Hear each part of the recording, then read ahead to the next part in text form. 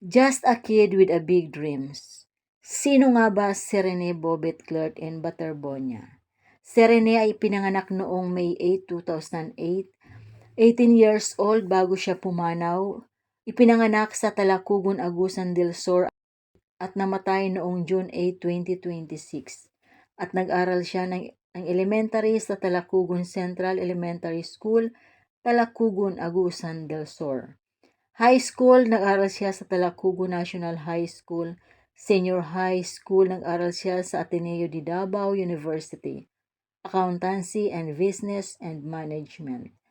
Nung college, nag-aral siya sa Ateneo de Manila University, incoming freshman, jersey number 2, height 6'4", position center power forward.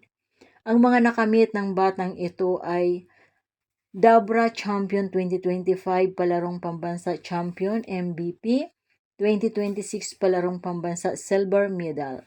Led the Philippines in the Asian 14 School Games in Brunei and won and gold medals against Malaysia. NBTC All-Star Division 1 Best Defensive Player. Agusan del Sur Governors Cup MVP Mayor's Cup Tapal King. First year pa lang siya nakuha na niya lahat ng champion. MVP palarong pambansa.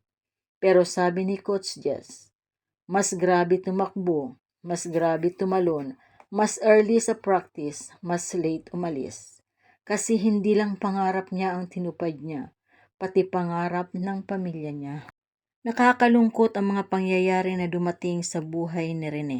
Mga pangyayaring hindi inaasahan, nakakagimbal, nakakagulat, nakakamangha ang mga pangyayaring ito na hindi makakalimutan ng buong daigdig. Si Rene ay napakabait at napakamasipag na bata. Maalalahanin sa kanyang mga magulang at kapatid. Mapangarap na bata.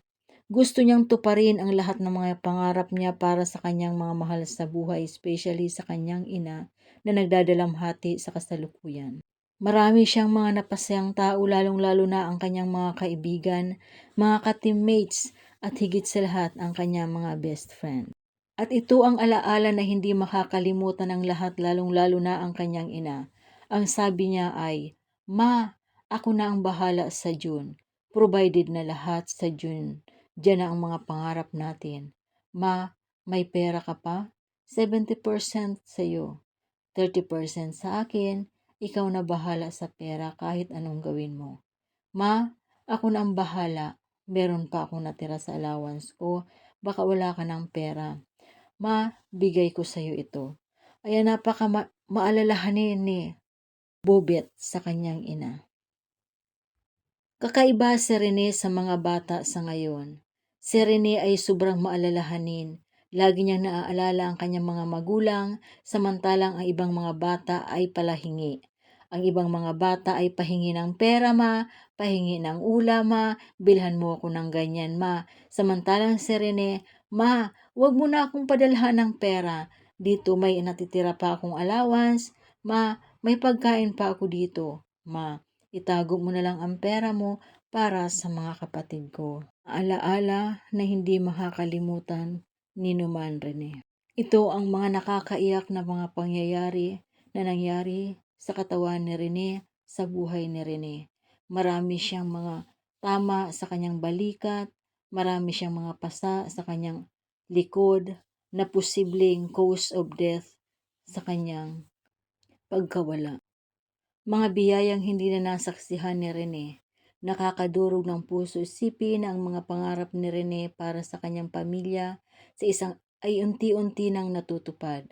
Ngunit wala na siya upang makita at maranasan ang mga ito. Full scholarship para sa kanyang mga kapatid hanggang sa kolehiyo. Souvenir business para sa kanyang ina. Motorsiklo para sa kanyang ama. Tricycle para sa kanyang ama. Condominium unit para sa buong pamilya sa Davao City, mga kasangkapan para sa kanilang bagong tirahan, mga cash donation, iba't ibang regalo sa tulong mula sa mga individual at organisasyon. Marami ang naaantig sa kwento ng kanyang sipag, kabutihan at pagmamahal sa pamilya. Bagamat wala na siya, patuloy namang umaagos ang tulong sa mga naiwan niyang mahal sa buhay Patunay na ang mga mabuting puso ay nag-iwan ng marka sa maraming tao. Hindi ka na mamumroblema sa John. Isang simpleng pangako ng anak na ngayon ay tila sama-samang tinutupad ng mga taong naantig sa kanyang buhay at pangarap. Rene, the fact na ikaw ay wala na, isa kang alamat, Rene. Hindi kita kilala pero napakalaki ng naging bahagi mo sa bansang Pilipinas, lalo na sa mga ina na katulad namin. Just a kid with a big dreams. Maraming salamat po sa lahat ng taong naantig ang puso sa pamilya ni Rene, Bobet Clert, and Butterbonia. At sa mga kaibigan niya po na tumulong, nakiramay sa mga taong malalapit sa kanya. Maraming salamat po sa kanyang mga ka-teammates. Maraming salamat po. Mabuhay po kayo. At sa mga taong tumutulong hanggang sa ngayon, sa mga taong nakiramay sa kanyang pamilya, maraming salamat po. Sigad na po ang bahala magbalik sa inyo ng siksik, liglig at umaapaw na pagpapala para sa inyong mga buhay. Rene, hindi ka namin makakalimutan kailanman. Ikaw ang alaala na mananatiling buhay sa aming mga puso't isipan. Malaki ang naging ambag mo sa bansang Pilipinas.